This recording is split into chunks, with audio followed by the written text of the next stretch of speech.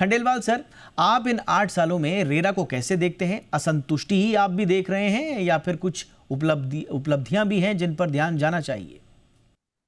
नहीं, जहां तक अभय जी का प्रश्न है, उन्होंने शुरुआत से ही, जब से रेरा बना है और रेरा बनने से पहले भी शुरुआत से ही अपनी चिंताएं जाहिर की हैं। रेरा की जब गाड़ी चली थी ना, बहुत तेजी के साथ चली थी। बहुत अच्छे लोग अपॉइंट हुए थे। रेरा में बहुत अच्छा काम हुआ था। महाराष्ट्र रेरा ने बहुत अच्छा काम किया, यूपी रेरा में राजीव कुमार जी ने बहुत अच्छा काम हुआ, हरियाणा में पंचकुला और गुड़गांव अथॉरिटी ने अच्छा काम किया। शुरुआत के दिनों में जब रेरा को सेटअप करना था ना, यू विल बी सरप्राइज कि 24 घंटे में, रेरा के ऑर्डर होने के बाद 24 घंटे में रेरा सेटअप हो गई थी गुड़गांव में, fully functional RERA within 24 hours. That was the speed of the people who were assigned the job to run it. हुआ क्या, धीरे धीरे गाड़ी चली तो गाड़ी में बहुत सारे ब्रेक लगते रहे। जो होना चाहिए था, वर्कशॉप जो होनी चाहिए थी रेरा में, जो ट्रेनिंग होनी चाहिए थी रेरा मेंबर्स की, जो उनको बताया जाना चाहिए था कि भाई इस कानून में खामियां है, तो कानून की खामी एक बहुत बड़ा इसमें कारण है रेरा की असफलता का। सबसे बड़ी चीज है कि रेरा ने फैसले बहुत सारे किए, जगह जगह बहुत सारे फैसले हुए, इंप्लीमेंट बहुत कम फैसले हुए। शुरुआत में इंप्लीमेंटेशन का हरियाणा में जो मॉडल था कि हमारे सिविल कोर्ट की पावर देकर के हम इंप्लीमेंट करते थे, और उसमें काफी सफलता मिली। लेकिन बाद में हाई कोर्ट से वो मामला था गया, तो उन्होंने कहा भाई जो मॉनिटरी रिकवरीज हैं, मॉनिटरी रिकवरीज आप केवल एरियर्स ऑफ लैंड रेवेन्यू तय रखोगे। लेकिन आज तक भी एरियर्स ऑफ लैंड रेवेन्यू के तौर पर जो पावर दी गई किसी ऑफिसर को, वो बाद में हाई कोर्ट से क्वेश हो गई। यानी एक बहुत वेल कंसिडर्ड इंटेलेक्चुअल्स को, वेल कंसिडर्ड जो होना चाहिए सेंट्रल जो एडवाइजरी काउंसिल है, उसमें बहुत सारे डिस्कशन हुए। आज तक 50 बार बात हुई है में, ये एक्ट में कमी है, इसको अमेंड करिएगा, इसको ठीक करिएगा, इसको ठीक करिएगा। इतनी मीटिंग होने के बाद एक अमेंडमेंट एक्ट में नहीं हुआ। Right from the day one ये कहा जा रहा था कि रेरा एक्ट में अमेंडमेंट होने चाहिए, अमेंडमेंट होने चाहिए। बिल्कुल। किसी भी कानून की सफलता के लिए आवश्यक ये है कि कानून भी सुदृढ़ हो। जहां करेक्ट। कानून में ही कमी रह जाए तो वहां है ना कि असफलता मिलने में के चांसेस ज्यादा होते हैं। लेकिन ऐसा नहीं है कि सारी असफलता नहीं हो, बिल्कुल। इसे कुछ है। यही बहुत बड़ी उपलब्धि है। पहले तो कोई फोरम ही नहीं था, आज कम से कम एक फोरम है, उस फोरम पर आप जाके बात कर सकते हो।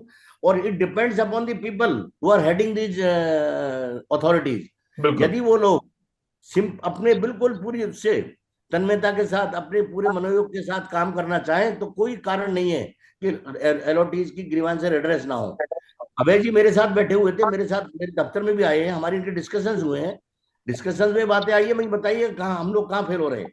तो इन्होंने जो आइडिया दिए, जो इन्होंने अपनी ओर से जो बातें बताई, सजेशन दिए, उनको हमने लागू किया और उसकी सफलता मिली। खंडेलवाल सर, आपने रेरा में भीतर रहकर काम किया है, अच्छी जानकारी आप रखते हैं, कई किताबें भी आपने लिखी हैं रियल स्टेट की बुनियादी समस्याओं पर। अब सवाल ये है कि रियल स्टेट की समस्याएं आज की नहीं हैं, लेकिन रेगुलेटर आने के बाद भी डिसअपॉइंटमेंट क्यों आपको नजर आता है? देखिएगा, जो अभय जी ने बात कही है, कोई भी कानून संपूर्ण नहीं हो सकता शुरुआत में। समय जी। के साथ साथ ऑर्गेनिक चेंजेस कानून में आते हैं। Law is like a organic material. अब इसमें समस्या क्या खड़ी हुई थी कि जो पावर्स थी रेरा के पास, क्या रेरा ने उसका इस्तेमाल किया है? क्या जो पावर्स, रेगुलेशन बनाने की पावर रेरा के पास बहुत बड़ी पावर है रेगुलेशन बनाने की, और रेगुलेशन की ताकत वो है जो ताकत रूल्स और एक्ट के प्रोविजंस की है। हम लोगों ने, ऐसा नहीं है कि ये नहीं किया हो, हम लोगों ने शुरुआत के दौर पर रेरा में जो कंप्लेंट्स आई है, मोस्टली कंप्लेंट थी पुराने प्रोजेक्ट की, जो रेरा के आने के टाइम पर ऑनगोइंग प्रोजेक्ट थे, या जो प्रोजेक्ट जिनका कंप्लीशन नहीं मिला था, उन प्रोजेक्ट की मोस्टली कंप्लेंट थी। पुराने प्रोजेक्ट की शिकायतें छोड़ दी। आज के रेरा में नए जो प्रोजेक्ट रजिस्टर्ड हो रहे हैं उनकी बहुत कम शिकायतें। पर्टिकुलर गुड़गांव के बारे में मैंने वो सारा डाटा देखा है। नए प्रोजेक्ट के बारे में 5, 7, 10% ज्यादा शिकायतें नहीं होती, जहां की पहले 40 से 30 से 40, 50% तक है ना एलओटी शिकायत लेकर के आते थे। बंच के बंच डिसाइड होते थे, 200, 100 केसेस के। रेरा में जो पावर्स हैं, उन पावर्स का भी यूज करके एलओटीज का सेटिस्फेक्शन लेवल काफी बढ़ाया जा सकता है। केवल आपकी मंशा पर जरूरत है, आपकी आपके जीवन पर जरूरत है कि आप कितना उन पावर्स का इस्तेमाल करके एलओटीज को रिलीफ देते हैं।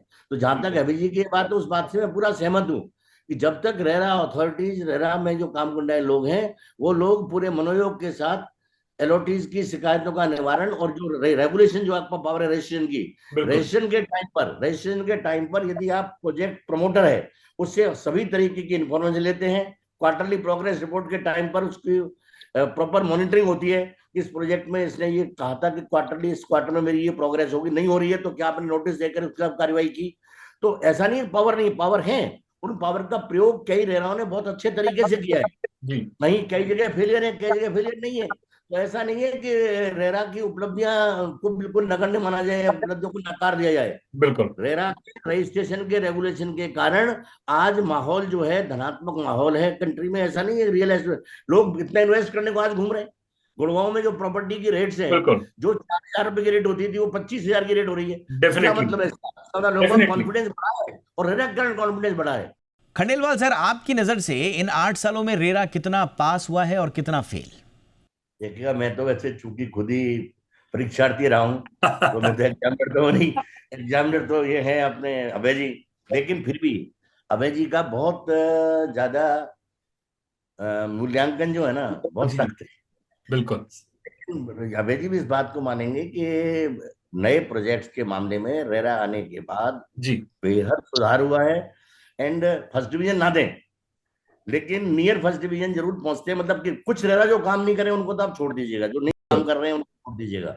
जी लेकिन जहां रेरा काम कर रही है वहां रेरा ने अच्छा काम किया है और वहां 50% से ऊपर उनका वो बनता है। लेकिन जो नहीं हुआ, लेकिन संतुष्टि ना, रेरा इसलिए नहीं बनाता कि 30-33% लोग संतुष्ट हो जाए, 33% संतुष्टि हो। रेरा बना तो ये था लोगों का सेटिस्फेक्शन एक्सीलेंट ग्रेड में होगा, 70% ज्यादा वो होगा। Correct yes, there is a need for improvement, there is a need for training, there is a need for uniformity throughout the country. बिल्कुल एंड सारी चीज जब होंगी तो बहुत सेटिस्फेक्शन लेवल बढ़ेगा और बढ़ेगा। संतुष्ट हम भी नहीं है, अभय जी का असंतुष्ट होना तो वाजिब है, लेकिन हमारा संतुष्ट होना भी यदि वाजिब होने लगे ना तो उससे लगता है कि यस, मैं कानून में पावर देने की बात नहीं कर रहा, जो पावर पे सारा हमारा सिस्टम बोल रहा है। पावर की बात कर रहा, कानून में जो डिफेक्ट है या जो कमी है उनको दूर करने की बात कर रहा हूं मैं, पावर की बात नहीं कर रहा हूँ। करेक्ट पैरेलल आप कानून ले आए, कंज्यूमर जब एक स्पेशल लॉ आ गया, कंज्यूमर प्रोटेक्शन एक्ट भी कंज्यूमर का, उसमें रियल एस्टेट कंज्यूमर का एक्ट आ गया, तो बिल्कुल स्पेशल लेजिस्लेशन हमेशा जनरल लेजिस्लेशन को सुपरसीड करता है। लेकिन हमारे एक्ट में लिख दिया कि सिविल कोर्ट का जुडिक्शन पार्ट है, they are not civil court, consumer courts are not civil court, तो उनका जुडिक्शन पार्ट नहीं हुआ। It should have been basically not only civil court jurisdiction, Correct. but jurisdiction of any other, so that there is singular authority.